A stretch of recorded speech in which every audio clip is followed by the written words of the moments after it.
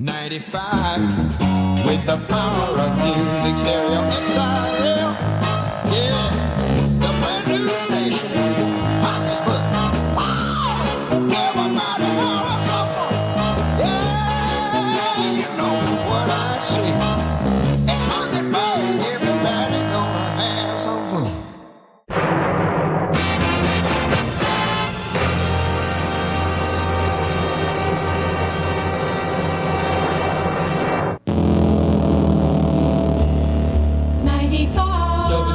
WXIL, another hour of music power.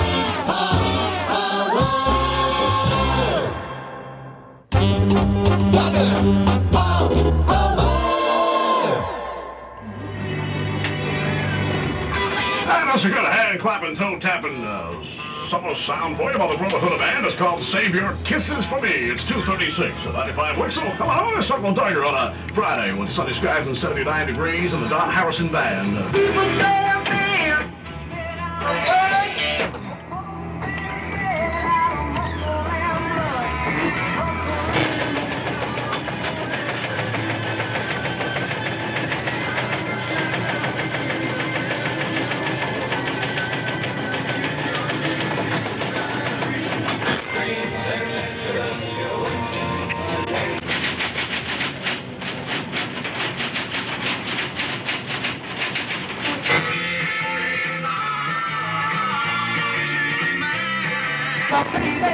Well, another day, another dollar. Yeah, can you tell me which spot that you're supposed to run at 452? From A at 452 and... Hi, boys and girls. This is Uncle Tiger. You want to know what it's like to be a disc jockey? Good afternoon, XIL. President of Electricom Incorporated and General Manager of WXIL, David A. Strock. In 1970, I got out of service, and there were several of us, friends of mine. We decided that Parkersburg needed what we considered good radio station, okay? We were not satisfied with what was taking place at the time. People are reluctant to give young people a chance to explore their creativity and their ideas because we're unproven. So I soon discovered the only way that I was going to accomplish anything was to do it myself, and that means from scratch. I tried going to the other radio stations and saying, can I be of service? And of course their reaction was, who are you? So I decided to start my own radio station. How's that for crazy? And I had no idea how to do it or how to go about it, except that our current engineer, Tim Miller, was very helpful. We were going to go in as a partnership. That partnership split up as time went on, but initially he knew the engineering. And I knew people and I understood radio well enough to know that it could be done if we worked at it. At any rate, we sat down in my living room one day and went through the table of assignments. And there was no assignments available for Parkersburg, so we knew that in order to start a new radio station in this area, we had to have a channel assigned, or to use the FCC term, moved to Parkersburg. There was a freeze on AM in 1970, so the only way to go was FM. I didn't realize at that time, I have subsequently come to realize that FM is where it's at. And I don't regret one iota going into FM. But we went through and plotted channels, and I don't want to get into all the engineering of that, but we sat in my living room with our little slide rule and our maps, and I think we used the Union 76 map or something, and we actually plotted the channel and found 3 or 4 channels that could go in Parkersburg. Several Class Bs, incidentally. And channel 236 was one of them, and channel 236 is 95.1 megahertz. That's the channel that WXIL is now occupying. On January 13th, 1971, we were officially declared a corporation. And we were advised that if we filed a petition for the FCC, we should be at best a corporation, secondarily a partnership, but not to do it as individuals. Very interesting point. So we filed the petition, and a little time went by, and we got a notice from the FCC that they wanted a preclusion study. And a preclusion study would inform them as to what areas of West Virginia and Ohio would be precluded from the addition of any new FM service were Channel 236 assigned to Parkersburg. And if you understand the engineering of it, you realize that you take into consideration a total of 7 channels. Your main channel and 3 adjacent channels on each side. So there was a lot of preclusion. We found that 236 could go into Ravenswood and could go as far south, almost 90 miles south. It couldn't go 1 mile north because there's a co-channel in Grove City, Pennsylvania, and the separation's 150 miles legally, and Grove City from post office to post office was 153 point something miles. So it was just close, just close. At that time, Tim and I had a little misunderstanding, and I hired a professional consultant in Charleston, West Virginia. Incidentally, this consultant, engineering I'm talking about, was about half the cost of a consultant in Washington, D.C. who would have done the same thing. So in this instance, I saved a great deal of money by going local. I got someone who was recognized by the FCC as an authority and accepted and had met their standards for acceptance. We did the preclusion study, and we thought we were ready to go, and the FCC tentatively promised to assign the channel. And I'm sorry I'm not real sharp on the dates because it's been some time ago. But they threw it open for public comment. They always do this, and they generally hold it open for 30 days or so. And during this time period, 2 or 3 of the local radio stations hopped on the bandwagon and decided that they didn't think it was such a good idea that this new radio station be assigned to Parkersburg. On the one hand, they were making comments publicly like, FM won't make it, nobody has any FM radios, which is not true. We did a lot of research on that. And generally derogatory in nature. But before the FCC, they were screaming economic viability, mortal economic blow, things like this, and did everything within their power to stop it. And the interesting point is this. These corporations, at that time, 2 of which were owned by out-of-state concerns, with a lot of money, frankly, and 1 local, were in a much better position, theoretically, before the FCC than I was. Because my little corporation, Electrocom, only had a few stockholders at that point, no money, and petition stages, we didn't realize how much money you had to have. And it was just overwhelming odds. But they argued economic viability, which was not a public issue question. In fact, I would go so far as to say, were I on the other side, I would have argued terrain and population. And I'd have beat myself, but that of course, is not what I'm interested in doing. So I soon realized that I needed a legal counsel in Washington, D.C. because I was getting in over my head. My local counsel was not equipped to handle this because once you start dealing in a competitive situation before the FCC, all kinds of rules and regulations come into play, all kinds of problems, all kinds of possibilities. So I was fortunate enough that my Parkersburg attorney had a friend with the Hogan and Hartson firm in Washington, D.C. who was fairly high up in the firm. His name was Ed Holtz. He used to be general counsel for the FCC. I figured that's pretty good. Let's go for him, right? So he gives Ed a call. Bob Goldberg gives Ed a call. Ed says, sure, we'll take it on, although we don't know how much sense there is in putting an FM station in Parkersburg, West Virginia, but we're friends, we'll do it. And I went there and I got assigned to the youngest lawyer they had at that time, Mr. Bill Rayner. Bill has subsequently become fairly high up in the organization. But at that time, he was new and I was new, and in fact, we were the first case that he had won. But he advanced our pleading before the FCC. And to make a long story short, we beat him. Preferably, I would like to have, at this point, immediately filed my application and received a license. By this time, the competition was licking their wounds, and I didn't think they were ready to take on another battle, so I didn't have them to worry about. What I had to worry about now was an all-new problem that was money. I naively thought, $50,000 I could put a radio station on the air. But I quickly realized that to do it right, I was nowhere near in the ballpark, and so Richard Hayhurst by this time was my local attorney, very good. And together we registered with the state of West Virginia, got a dealership license, got a, I'll let him go into all that. I don't really want to go into all that, except that it was very difficult to sell stock in a company like Electrocom. The state had all kinds of restrictions on us because we were new and had no past history of the business.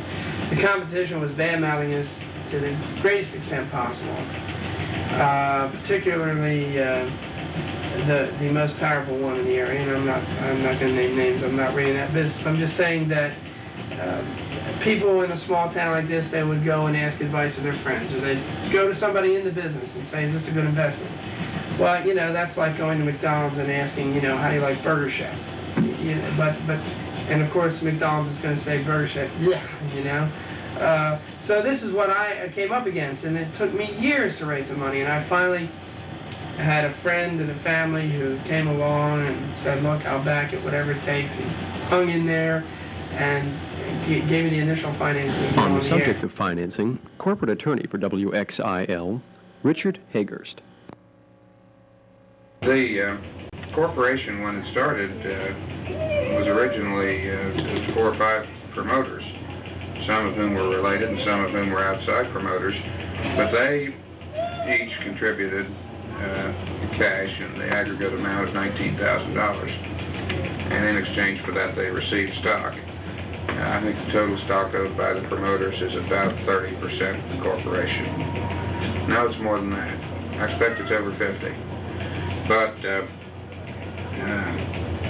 the funds so obtained were sufficient to pay in large part for the expenses of having the channel allocated to this market, and some part of the expenses involved in securing the license for the channel. Subsequent to that, the corporation engaged in a public solicitation of funds, and those proceeds enabled the station to finish the fight for the license and also to pay some part of the startup expenses. But the vast majority of the funding required to put this station on the air was borrowed capital. When you say that you borrowed your capital, what kind of interest are you talking about? Well, the interest in large measure depends on the identity of the creditor. Some of the borrowings from the corporation are families of the promoters, shareholders, and in some cases market rates were paid, and in some cases smaller rates were paid, or no interest was charged for some period of time. But where we borrowed money from commercial sources like a bank or financing institutions, we paid the market rate or better.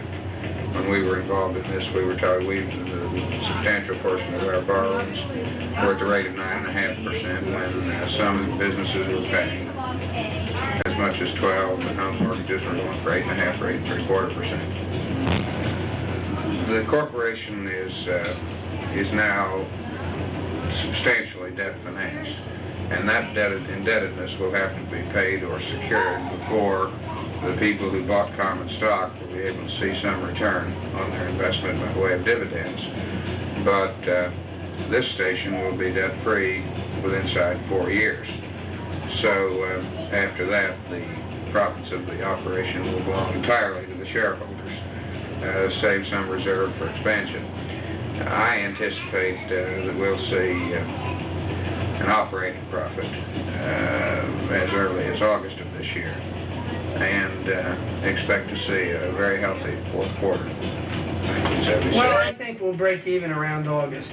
We came on the air the day after Thanksgiving. What's that, 6-7 months? That's not too bad. And we should turn a profit. Well, you see, that's a tricky question. What is turn a profit? We could show a profit from a cash flow statement by the end of, cash flow basis rather, by the end of the year. But in terms of for the investor, or in terms of, you know, how profitable a corporation are we, several years, I would imagine. How do you control your format, and specifically the playlist? Generally, the format is top 40 contemporary, and I do that because I know that in this market, and I would venture to say most markets, that is always what the 18 to 34 age group wants. What I mean by top 40 is a variety. If you ask Joe how he determines the records play, you'll see how right on the money we are with this. There's more. You always get the kids. You always get the kids automatically. If you program to the kids, you lose the adults. If you program to the adults with an up-tempo format like we have, you automatically get the kids. That's what we're doing. Joe can answer specifically about it. I hired Joe because I knew he could do the job. For WXIL, Joseph Johnson.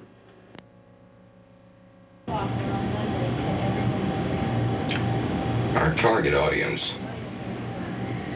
is, for the most part, being realistic, from 12 to 34. Financially, we look at the 18 to 34 age group. However, it's a big influence played in there when the teenagers are listening to you. And I've never known a station that was willing to throw away the teenage listening audience. If they get them, why? And the total overall 12 plus categories in the ratings, why? The teenagers mount up, especially. Would it be such in this market where something like 15,000 teenagers exist in this county, in this metro area? So, and they are playing a big, important role in our audience. We, of course, program to the 18 to 34, but we try to keep it lively enough that the kids, the teenagers, like us. As far as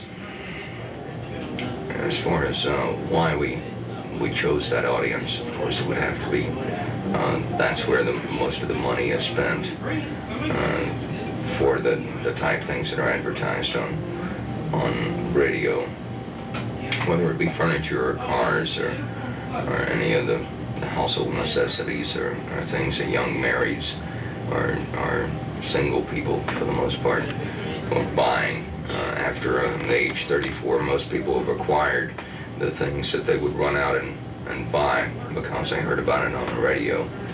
And we feel like the top 40 music, which is essentially our format, we call it contemporary top 40, or rock and roll if you wish, is pretty much the mainstay of people in these age groups as far as what they want to listen to.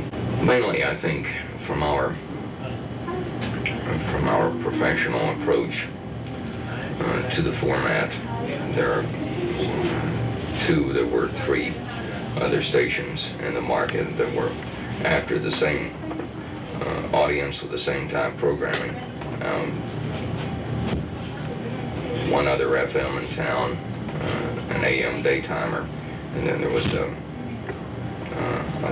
nighttime facility, AM station. They have since changed their format to go to more of a middle-of-the-road format since we've been on the air.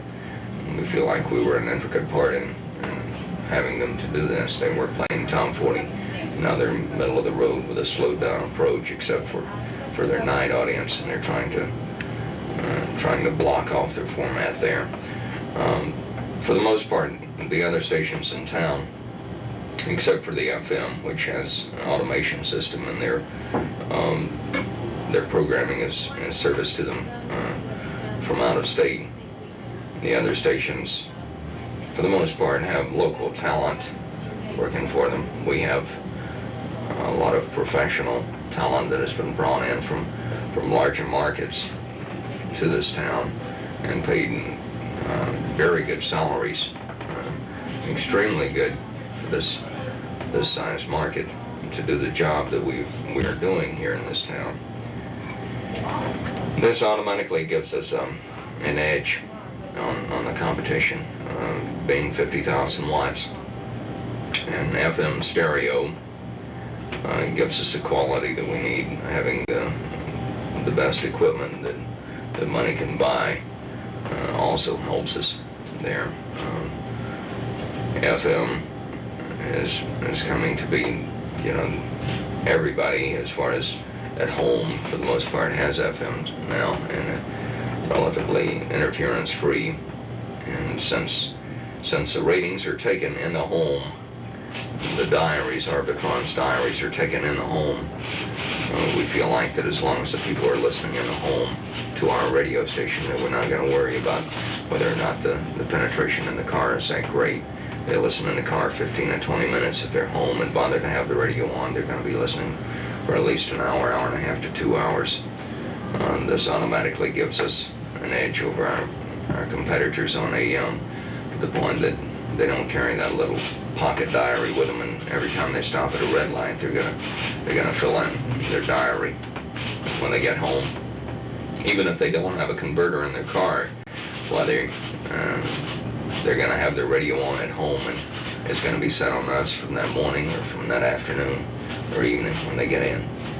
I think this gives us quite an edge over our competition. The professional approach being FM stereo, and not having the local talent that's been passed around from station to station here for the last 5 or 6 years. The first and foremost peculiarity to this market, being from farther south, I'm used to more of a black penetration in the market. This metro area that we're programming to here has something like 4 or 5% black population. In the past, I've programmed in markets where it was anywhere from 25 to 35%. And this automatically orients you to the point that you know if you don't have a black-oriented station in the market, then you're going to have to orient yourself enough to get that bulk of the black audience to listen to you. This automatically means that you're going to program more rhythm and blues music. The strange thing here is to the point that I am oriented to program black music into the format, and it seems like even either the blacks that are here are to the point that all the other people that are here seem to relate to this music in some way or the other, because it sells off the shelves. The records sell off the shelves right away when a good, strong black artist comes on.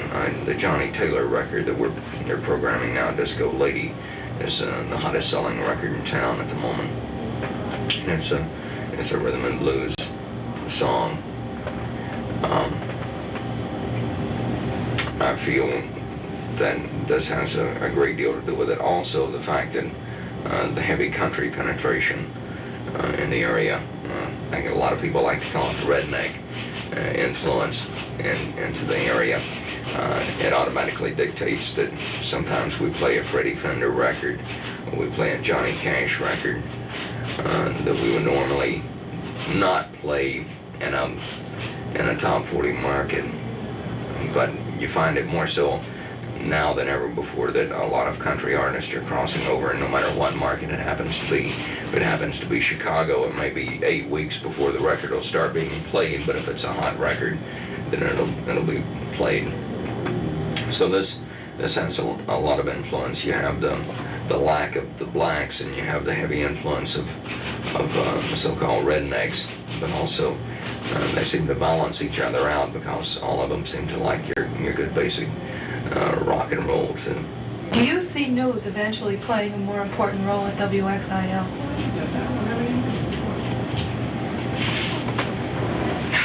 Yes, I feel like right at the moment we're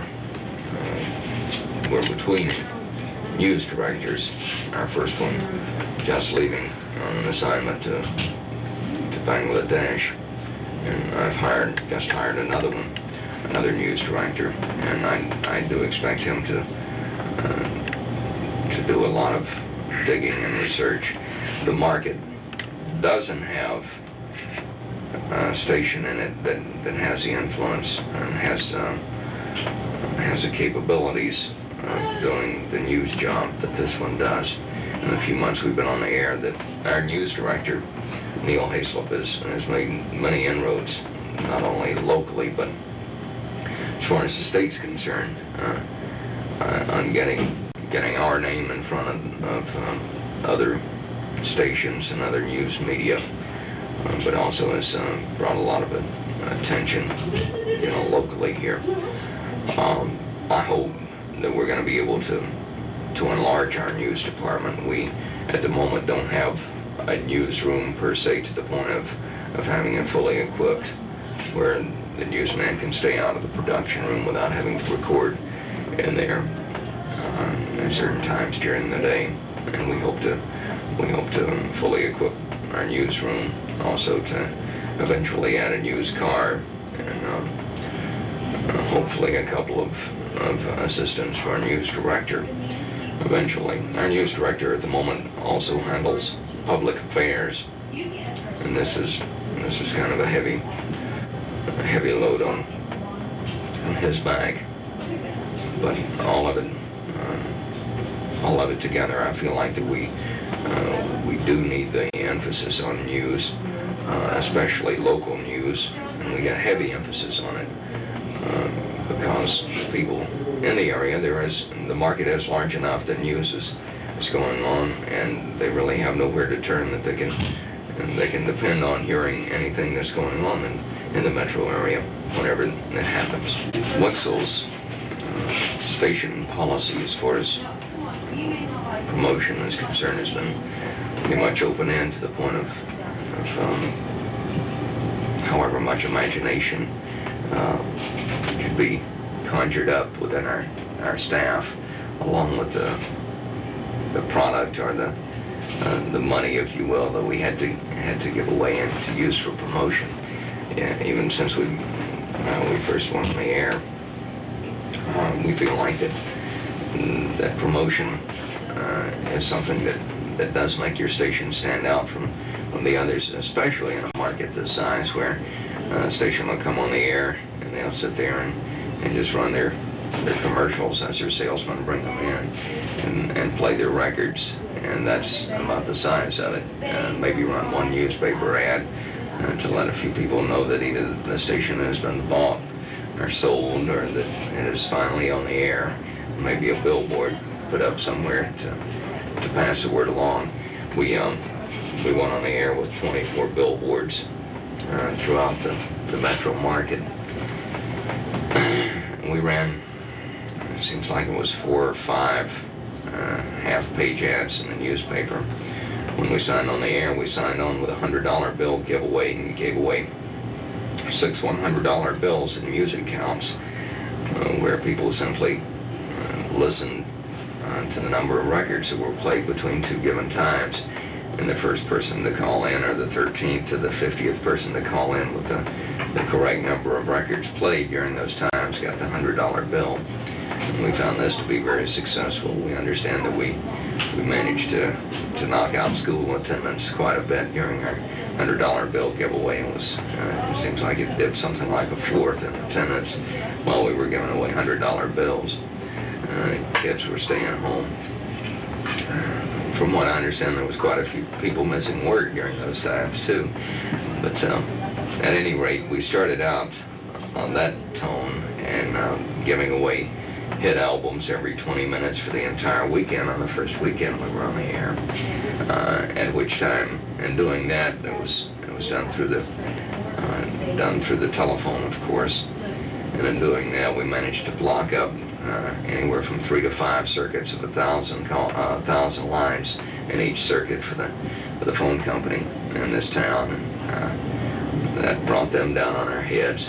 And we've been trying to stay out of their way ever since then by keeping our contest as far away from the phone as we can, and still manage to use it somewhat. We've had so many contests in the last 4 months that I really can't remember enough to review. I'm satisfied we've given away probably $3,000 to $5,000 worth of record albums in this time, which all have been provided by the record company, the record companies themselves, simply as promotional consideration not to be confused with payola by any means. They were given promotional consideration on the air for it. This has been the backbone of any time between heavy promotions that we have. We can always lean on album giveaways, or maybe concert ticket giveaways. These are things that we can always lean back on when our smaller promotions aren't there at the moment. Right at the moment, we're in the process of our Sunspot window sticker decal promotion. We've given out over 14,000 in less than 30 days through the merchants that advertise on the station. They have the stickers, and a person comes in and asks for one, and they're handed one. And then they have to display it on a moving vehicle before they're eligible to win. We call out numbers every 95 minutes, which coincides with our 95 frequency, 95.1. We call out these numbers, and then the first person to have a number within a given 100 segment of those numbers calls in, and they win an album, plus they're qualifying for one of the many big prizes that we're giving away now. We've given away a $1,100 Yamaha motorcycle. We gave away a trip for two to Disney World today, all expenses paid. We're giving away a $1,700 sound laboratory coming up next weekend, and then after that we're giving away another motorcycle, a Honda motorcycle. After that we have a diamond ring we're giving away, and after that an Accutron watch we're giving away, plus we have 4 FM car converters that are valued very high that we're giving away. So all this, of course, is part of promotion in the rating period. We've been promoting all along to keep from spiking the ratings.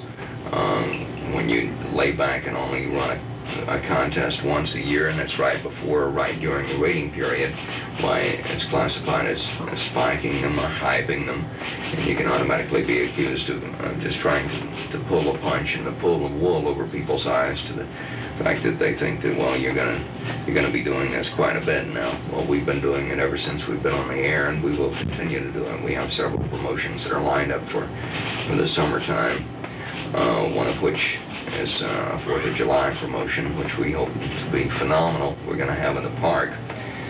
But all these things are just part of a promotion mindedness that the station has. Kind of gives the area more a touch of Philadelphia or Chicago or whatever, if you wish, to maybe use my imagination a little more than I need to, but it does give them the flair that they haven't had in radio in this area.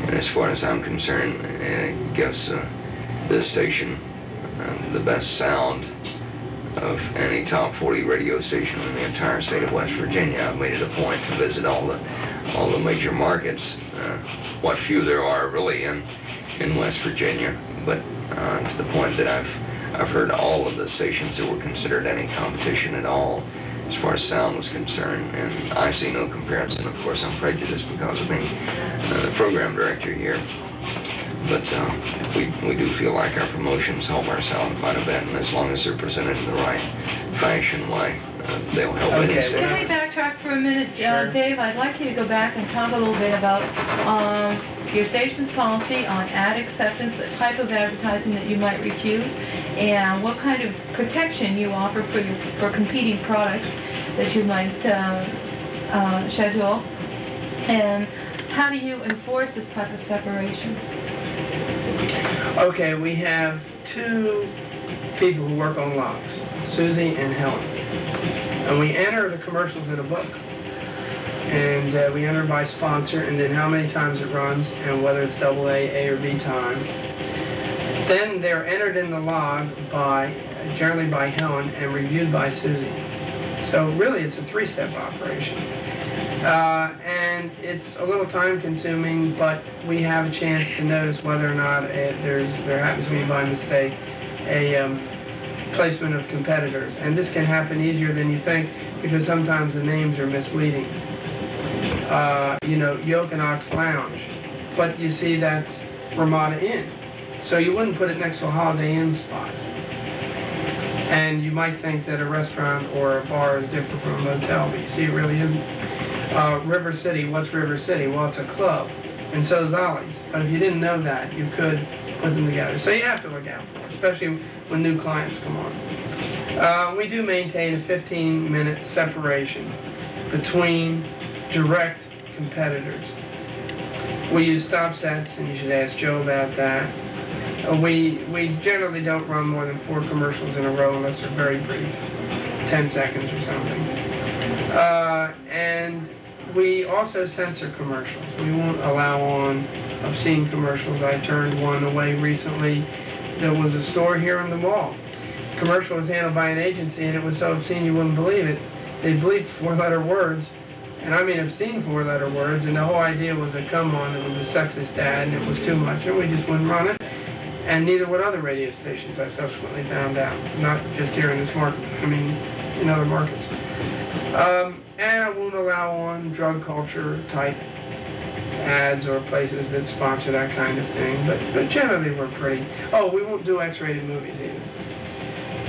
But other than that, we don't mean to be prudish. We just consider ourselves public utility held in the public interest. I am a trustee. I am personally responsible as head executive for this corporation for what we do over the airwaves. What is your opinion on the importance of legal counsel?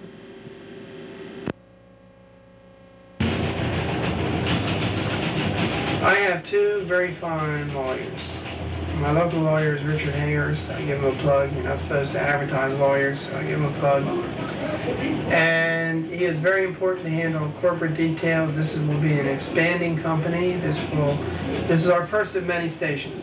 So you need to formulate your corporate structure early on and have it correct. We've made some mistakes, and we're correcting them. Couldn't have made it without Richard Hayhurst. In Washington, imperative. Get a lawyer. Get a good lawyer. The better the lawyer, the better your chances of not only dealing with a commission, but of beating out your competition. And the only real hassle you'll have with the commission is if you have competition. This is in terms of ascertainment or challenging of license or money or any aspect of this business. The commission has so many stations to deal with. They don't care about you unless you are brought to their attention. And if you are brought to their attention, it's generally some greedy dude that wants to take it away from you. Get yourself a first-rate lawyer, always. Can you discuss the importance of engineering? Engineering, I'm glad you brought up about engineering. It's very interesting. First, let me tell you that engineers are a breed of people that have you over a barrel. You can't live with them and you can't live without them. You just absolutely have to have them because they got that first-class ticket and they know what they're doing and nobody else does. I picked out, not out of knowledge of equipment per se, but out of knowledge of get the best equipment we could find. We bought Collins equipment here. I paid more for Collins than I would for a competitor brand of transmitter and studio equipment. And I let the engineer pick out the individual items. I let him design it, I let him build it. The key was finding an engineer who you can trust, who's smart enough to do the job. And there are not too many of them, and they're expensive. And you better figure on high engineering costs. Could you comment on your station's ascertainment policy? Yes, ascertainment's the big bugaboo of the industry, yes. Well, of course, we had a nice ascertainment because Triplett, back in the application stages, he had an ascertainment, and we had to have a better one. And it's so easy to rip off the commission with an ascertainment. You know, I mean, you turn in a whole fistful of names, and then you write down what they all said, you know. They all say air pollution, you know, they all say we need a new bridge in Parkersburg. It's very interesting. I took a different approach toward the ascertainment. I discovered what people were agreed on, but not unified on. What I mean by that is 5 different people might say the same thing, but they aren't holding hands trying to do anything about it. And so I learned where I could motivate these people as a political entity, if you follow what I'm saying. However, in terms of the commission, they've changed the rules so many times, and they're so kind of unexplainable anyway. There's just no clear-cut rules on ascertainment. We are starting a process of ongoing ascertainment where we will call in person, even though that's not a requirement anymore, on community leaders and have an ongoing telephone ascertainment with the general public to field their views. We have a rap line on the air. We select the subjects and they call in and comment on them. But they're subjects selected on an ascertainment. So it's kind of a circle, if you will. And it gives people a chance to air their views. It's very important in terms of competition, because that's one area that is so ambiguous that if you have a competing applicant or somebody wants to take your license, they zero in on ascertainment and nail you to the wall if they can. So my only suggestion to ascertainment is determine what you can out of the rules and then do about 3 times better job than you think you need to do and you'll be all right. Do I think there are any necessary characteristics that an owner-manager must possess? Oh, yes. I personally think honesty, integrity. From the advertiser's standpoint, we're out to provide a service. We charge a little higher rate than the other stations, even though it's cheaper on a cost per thousand basis. We do that because we earnestly try to get results for the sponsor. If we do that, he's going to return. In terms of the public, program what they want to do. Again, I refer you to Joe Johnson. He plays what they want, not what his personal tastes are. We all have different tastes, and so you program what most of the people want to hear. And if you do that, then you're fulfilling your obligation before the FCC. I think you need to be resilient. I think you have to be hard at times. I've fired 4 or 5 people in the short span of time that we went on the air. A general manager I fired.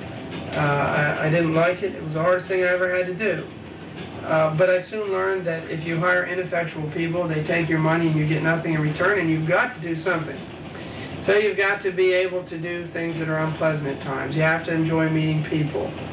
You have to know a little bit about all aspects of the business, enough so that you can communicate with engineers and program directors and salespeople and announcers. I enjoy it, and I'm learning by it.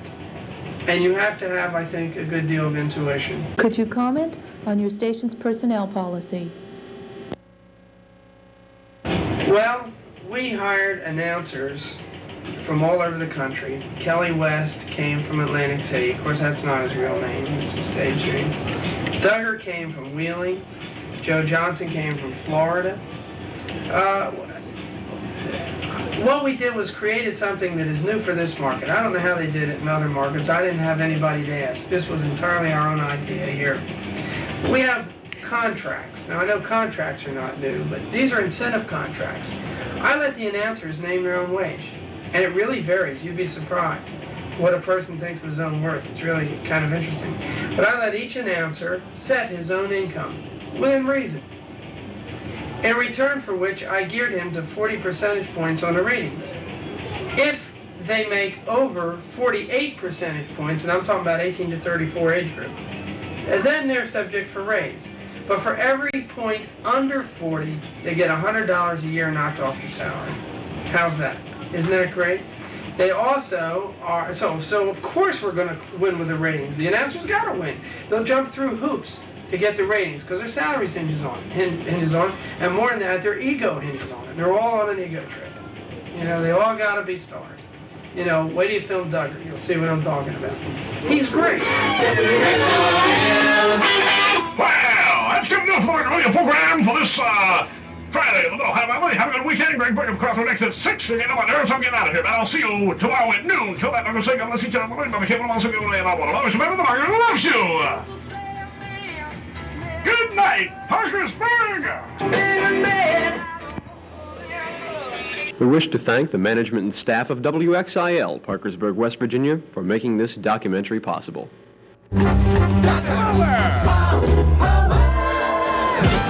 Good-looking day on this Tuesday. A little high valley, sunny and 68 degrees out there. It's 4:04 with Uncle Duggar. And in a matter of minutes, you're going to be hearing a cut from the LP City of Angels by The Miracles. So you play it smart, man. Keep it here at 95. Whatever gets you through the night.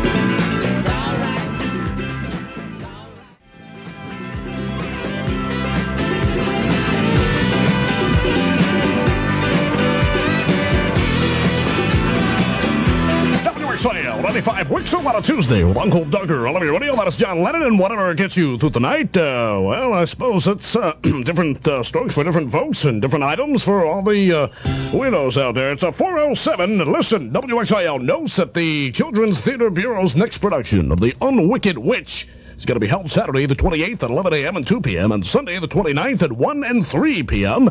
at the Parkersburg Actors Guild Playhouse, 8th and Market Streets. Due to the limited seating, please call Mrs. John Newton, Love Her Cookies, at 295-7390. That's 295-7390 for reservations. Tickets are 75 cents for all 4 shows. And for more info or reservations, you can call 295-7390 or contact Kelly West right here at 95 WXIL. Hi, it's me, Steven. Things are really happening at Grand Central Mall. It's easy to get there, too, along beautiful Route 14 between Vienna and Parkersburg. You better listen. This week, Grand Central Mall invites you to the Travel Trailer Show. It's an all-week affair with all kinds of vehicles for escaping to everywhere, be it a weekend in the mountains or a month on the road. And Saturday, there's a free blood pressure clinic from 11 a.m. to 4 p.m. See you at Grand Central Mall. WXIL, in an effort to service the entire community of Metro Parkersburg and the Mid-Ohio Valley, 4 weeks ago initiated School Review nightly as a segment of our 2020 newscast. Due to the overwhelming response to these hourly high school reports, 95 WXIL goes a step further and dedicates the entire evening news schedule to the young adults and youth in our coverage area with complete high school and college reports. If the events at your school or college are not yet reported to School Review, contact WXIL today and listen for another programming innovation with complete School Review on 2020 News beginning Monday, March 1st. From 95 WXIL. WXIL.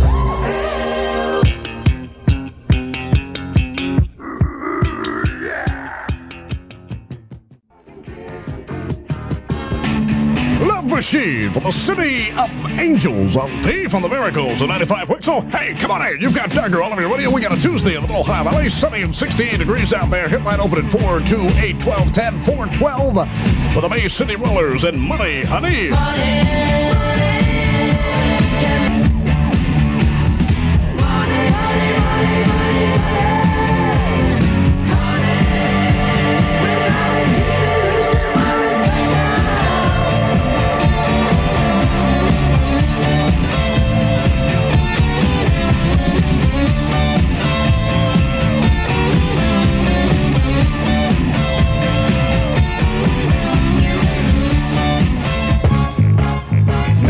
Music Power Weather. And I tell you, we got a good-looking day in the Mid-Ohio Valley on this Tuesday Duggar Show. 4:15 looks like this, man. Sunny and warm today, clear tonight, fair tomorrow. Highs today near 70, overnight lows near 40. Right now, 68 degrees at 95 WXIL. If you want a sweet, sweet life tonight, call me and I'll make you feel alright.